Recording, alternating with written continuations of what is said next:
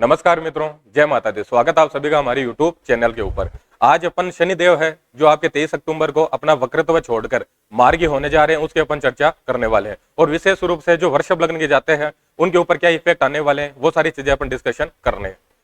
सबसे पहले तो मैं ये बता देता हूं कि कोई भी ग्रह है वो अगर वक्री है और मार्गी होने जा रहा है तो अपने को 100% अच्छे परिणाम देगा। जब उसकी वक्रत्व की स्थिति थी उससे अपने को अच्छे परिणाम मिलने हैं। पहली कंडीशन तो यह है, क्योंकि वक्री होने का मतलब क्या है। अगर अपन सीधा सा देखिए, कोई भी व्यक्ति है और उसको कह दिया कि आपको 1 किलोमीटर की दूरी है, इतने मिनट के अंदर आपको पूरी करनी है, यानी कि निश्चित दूरी है, निश्चित समय के अंदर आपको पूरी करनी होती है। वैसे ही ग्रह है, उनको उनकी जो चाल है या फिर अपन ये मान सकते हैं कि वो जो चक्कर लगाते हैं उसको एक फिक्स दूरी के अंदर, क्राइटेरिया के अंदर मापा जाता है कि आपको ये दूरी है इतने समय के अंदर पूरी करनी है। और ग्रह है उस समय में निश्चित दूरी को पूरा नहीं कर पाता है तो अपन उसको टेढ़ी चाल है या फिर उसका जो वक्री है ये अपन मान लेते हैं कि ग्रह है उल्टा चल रहा है, वक्री हो गया है। तो ये अपन सारी चीजें देखते हैं। अब वक्री होने की सीधी सी कहानी सबसे पहले तो ये है कि अगर कोई भी ग्रह वक्री हो गया है तो कहीं ना कहीं जहां पर उसकी प्लेसमेंट है, जिस राशियों की उसने लॉर्डशिप ले रखी है, जहां पर उसकी दृष्टियां आ रखी है, कहीं ना कहीं वहां पर वो अस्थायित्व अपना दिखाएगा। इसके अलावा और अवधारणाएं देखें अपन तो वक्री ग्रह है उसको पावरफुल माना जाता है, यानी कि जो उसकी एनर्जी है उसको अपन सामान्य ग्रह से ज्यादा मानते हैं। यानी कि जो भी ग्रह वक्री है, एक सामान्य ग्रह 100% रिजल्ट दे रहा है तो इसका मतलब वक्री ग्रह है वो उसी जगह 300% रिजल्ट देगा। अब अपन देखते हैं कि जो वृषभ लग्न है उसके ऊपर जो शनिदेव है मार्गी होने जा रहे हैं, उनके क्या क्या रिजल्ट अपने को आने हैं या फिर क्या क्या सावधानी अपने को रखनी है। अब वृषभ लग्न की बात करें तो सबसे पहले तो आपको यह पता होना चाहिए कि कौन सा चार्ट है जिसे अपन वृषभ लग्न है उसका अपन मान लेंगे। यानी कि कोई भी चार्ट है आपके, उसके पहले खाने के अंदर 2 नंबर लिखा हुआ आ रहा है, यानी कि पहला जो खाना है ये कुंडली का, इसके अंदर 2 नंबर लिखा हुआ आ रहा है, यानी तो ये चार्ट किसका हो जाएगा, आपके वृषभ लग्न का हो जाएगा। इसके बाद में 2 3 4 5 6 7 8 9 10 11, तो यहाँ पर आ रहा है आपके 10 नंबर। और 10 नंबर के अंदर ही क्या है, आपके शनिदेव विराजमान है, यानी कि मकर राशि के अंदर शनिदेव विराजमान है। यहीं पे इसी राशि के अंदर वो वक्री चल रहे हैं और इसी राशि के अंदर वो मार्गी होने वाले हैं। तो इससे वृषभ लग्न वाले हैं उनके जीवन पर क्या क्या इफेक्ट आने वाले हैं वो चीज देखते हैं अपन। सबसे पहले तो नोवा ग्रह है वो तो एक्टिवेट हो रहा ही है। इसके अलावा शनिदेव उनकी तीसरी दृष्टि आएगी आपके जो 11वां ग्रह है उसके ऊपर आएगी। इसके अलावा और बात करें अपन तो जो 7वीं दृष्टि है वो आएगी आपके तीसरे घर के ऊपर। इसके अलावा 10वीं दृष्टि है वो आएगी आपके छठे घर के अंदर। तो अपन ओवरऑल देखें तो मकर राशि आ रही है आपके 9वें घर के अंदर और जो एक्टिवेशन मिल रही है तो वो मिल रही है आपके 9वें घर की, उसके अलावा 11वें घर की, उसके अलावा तीसरे घर की और उसके अलावा आपके छठे घर की। तो सबसे पहले तो मैं ये बता देता हूं कि शनिदेव वक्री थे तो नौवा घर है, नौवा घर किसकी स्थिति देखते हैं, मुख्यतः अपन जो पिता की स्थिति है वो अपन 9वें घर से देखते हैं। तो कहीं ना कहीं अपन ये मान सकते हैं कि आपके पिता के स्वास्थ्य है वो गड़बड़ रहा होगा। 9वां घर है उससे अपन व्यक्ति है, एक आइडियलिस्टिक सोच है वो अपन 9वें घर से देखते हैं। तो अपन ये भी मान सकते हैं कि आपकी जो भी आइडियलिस्टिक सोच थी या फिर आपने जो भी रूल रेगुलेशन बना रखे थे कहीं ना कहीं वो ऊपर नीचे हो गए होंगे, या फिर आपने सोच लिया होगा कि अपने को ये चीजें नहीं करनी है, अपने को इस डायरेक्शन में काम नहीं करना है। तो ओवरऑल अपन देखें तो सबसे पहले तो जो पॉजिटिव चीजें क्या होने वाली है मार्ग से, सबसे पहले तो आपको धर्म को लेकर या फिर भाग्य को लेकर जो आपके अस्थायित्व की स्थिति थी, यानी कि उनका साथ नहीं मिल रहा था, तो वो आपको सपोर्ट करने वाला है। इसके अलावा आपकी जो भी डिजायर्स है, इच्छाएं हैं, वो अगर पूरी नहीं हो पा रही थी या फिर उनको लेकर किसी भी तरह की गड़बड़ी चल रही थी तो वो सारी डिजायर्स है आपकी पूरी होने वाली है। क्योंकि शनिदेव है आपके लॉर्डशिप किसके लेंगे, आपके लॉर्डशिप लेंगे 9वें घर की और 10वें घर की, यानी कि केंद्र और त्रिकोण भाव के आपके स्वामी बन रहे हैं। तो पॉजिटिव सारे रिजल्ट आपको पॉजिटिव मिलने हैं।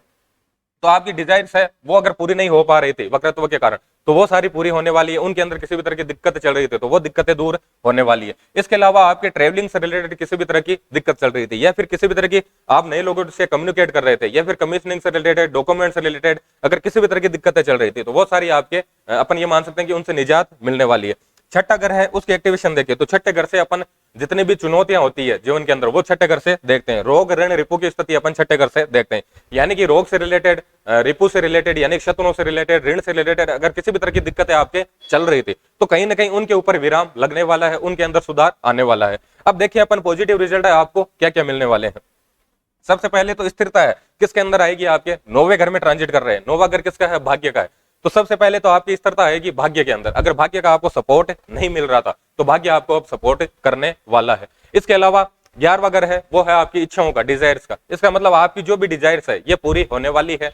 इसके अलावा और देखिए अपन तो तीसरा घर है आपके किसी भी तरह की नेटवर्किंग है, किसी भी तरह की कमीशनिंग है या फिर किसी भी तरह का इंटरनेट है, सोशल मीडिया। देखो 9वां घर खुद क्या है आपके इंटरनेट है और तीसरा घर है उससे भी क्या देखते हैं अपन, सोशल मीडिया है।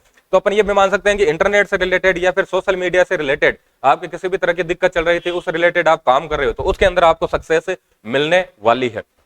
इसके अलावा छठा घर है, छठे घर से अपन रोग रिपु ऋण है, अपनी जो चुनौतियां हैं वो तो देखते ही हैं। तो सबसे पहले तो आपकी जो चुनौतियां हैं उनसे आप सही से लड़ पाओगे या फिर उनको कंट्रोल के अंदर आप ले पाओगे। इसके अलावा छठा घर है उससे अपन देखते हैं किसी भी तरह की कंपटीशन सक्सेस है, चाहे गवर्नमेंट जॉब देख ले अपन या फिर किसी भी तरह की प्राइवेट सेक्टर के अंदर आप इंटरव्यू देने जा रहे हैं या फिर किसी भी तरह की परीक्षा देने जा रहे हैं, उसके अंदर अगर सफलता चाह रहे हैं, कॉम्पिटिशन सक्सेस चाह रहे हैं, तो उसके अंदर आपको सफलता मिलने वाली है। तो ओवरऑल आपके लिए जो शनि मार्गी होने वाले हैं ये आपको बहुत अच्छे परिणाम देने वाले हैं, आपके भाग्य का साथ मिलने वाला है, आपकी जो भी डिजायर है, इच्छाएं है, मनोकामनाएं है, वो सारी आपकी पूरी होने वाली है। या फिर सामाजिक या फिर सोशली अगर कुछ करना चाह रहे हैं तो उसके अंदर शनिदेव आपको पूरा सपोर्ट करने वाले हैं। इसके अलावा डॉक्यूमेंट से रिलेटेड, ट्रेवलिंग से रिलेटेड, कमीशनिंग से रिलेटेड अगर किसी भी तरह का वर्क कर रहे हैं इंटरनेट से रिलेटेड, तो उसके अंदर सक्सेस मिलने वाली है।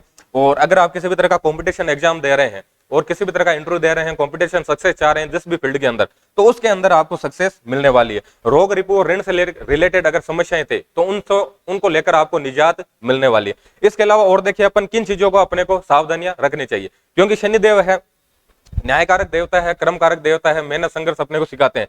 तो शनिदेव है, इनके बारे में यह भी बोला जाता है कि जिस भाव के अंदर बैठ जाएं और जिन भाव के ऊपर उनकी दृष्टि आ जाती है, उन भावों से रिलेटेड अपनी जिम्मेदारियां बन जाती है और उनका निर्वहन अपन ईमानदारी से नहीं करे, अच्छे से नहीं करे, तो शनिदेव है अपने को अच्छे रिजल्ट नहीं दे पाते हैं। तो शनिदेव बैठे हैं आपके 9वें घर में, तो सावधानी क्या रखनी है। नौवा ग्रह है उससे अपन देखते हैं धर्म की स्थिति, भाग्य की स्थिति, गुरुओं की स्थिति या फिर अपने जो भी मेंटर है, गाइडर है, उनकी स्थिति देखते हैं अपन।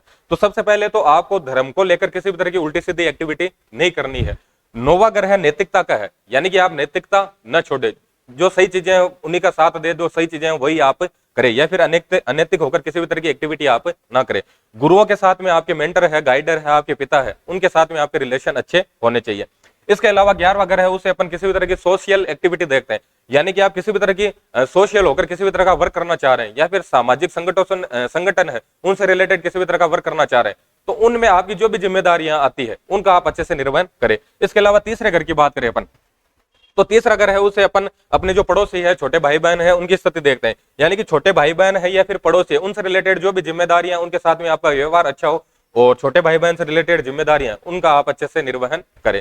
और छठा घर है वो तो है आपके सेवा का, तो जिस भी प्रोफेशन के अंदर है, जो भी काम कर रहे हैं आप, उसमें आप अच्छे से सेवा करें, अपना 100% दे, किसी भी तरह की लापरवाही ना करें। धन्यवाद।